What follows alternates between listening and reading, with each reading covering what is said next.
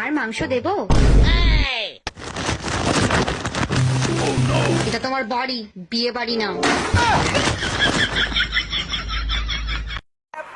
আচ্ছা বাবু, একটা কিস করবো?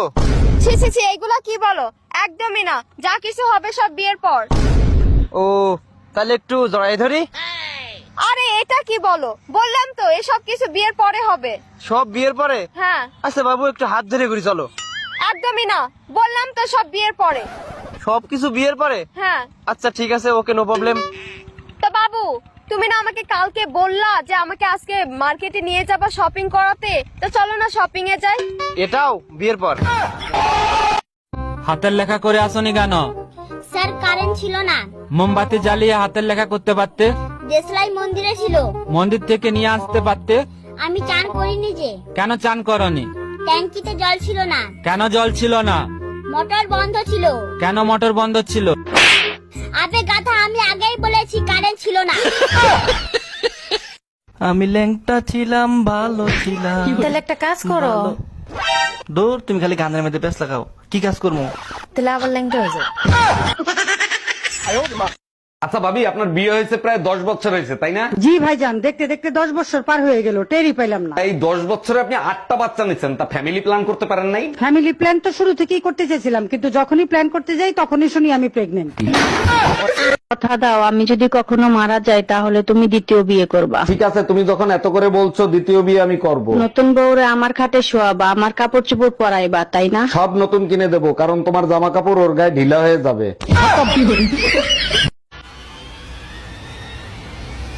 দরজা বন্ধ করে দাও, পার্সোনাল কথা আছে।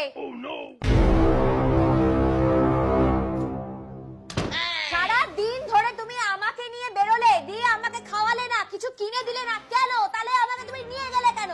হ্যাঁ, মাথা গরম হয়ে যাচ্ছে আমার। শোনো, তোমাকে একটা কথা বলে রাখি, আমাকে কিন্তু এরকম ভাবে যদি রাখো আমি কিন্তু থাকবো না, এই আমি বলে দিলাম তোমায়, বুঝবে?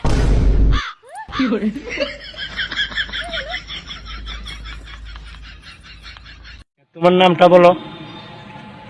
নাম ক। মুচাম্মদ আসমা আক্তার। মোহাম্মদ আসমা আক্তার। মোহাম্মদ না, মুচাম্মদ। ও মুচাম্মদ, আচ্ছা। হ্যাঁ, শাড়ির আসলে যদি আগুন লাগে তাহলে শাড়ি খুললেও বিপদ, না খুললেও বিপদ। কারণ শাড়ি খুললে ইজ্জত যাইবো, আর না খুললে জীবন যাইবো। ঠিক তেমনি আমাগো আশেপাশে কিছু আত্মীয় স্বজন আছে যাদের সাথে সম্পর্ক রাখলেও বিপদ, না রাখলেও বিপদ। বাইরে শান্তি নাই, ঘরে শান্তি নাই, কোথায় গেলে যে শান্তি পাবো সেটাই তো বুঝতে পারতেছি না। দিনে শান্তি নাই, রাতে শান্তি নাই, সারাদিন শুধু কাজ আর কাজ। এই তোমার কি হয়েছে? সারাদিন বকবক করতে থাকো, তোমার মুখ ব্যথা করে না? তোমার কথা শুনলে তো আমার মাথা ব্যথা করে। আমাকে দেখলেও তোমার মাথা ব্যথা করে, আমার কথা শুনলেও তোমার মাথা ব্যথা করে। তা এখন তোমার কোন মাথা ব্যথা করে শোনা? আম্মু, আমরা তো পশুর বংশ, তাই না? কি কষ্ট এগুলা? কোত্থেকে শুনছো সেগুলা? হ্যাঁ, কি কথাবার্তা? টিচার আজকে আমার বলছে, তাসিন তোমরা কি বংশ? আমি বলছি আমরা পশুর বংশ। পশুর বংশ মানে? তুই কথা কইছস কেন? তা বলবো না?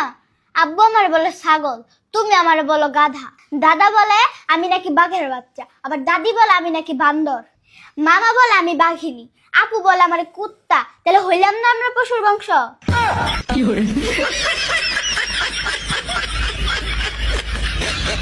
ভাই, আপনি তো দিন দিন দুর্বল হয়ে যাচ্ছেন, ঠিক মতো খাওয়া দাওয়া করেন না। ভাবি, খাই তো অনেক কিছু, কোনোটাই কোনো কাজ হয় না, কি করি বলেন তো? এ ব্যাপারে আপনার রোমিও ভাইয়ের সাথে আলাপ করতে পারেন, সে ভালো বুদ্ধি দিতে পারবে। জিজ্ঞেস করছিলাম, ভাই বলল দুধ খাইলে শক্তি হয়, দুধ দেখলে হয় না।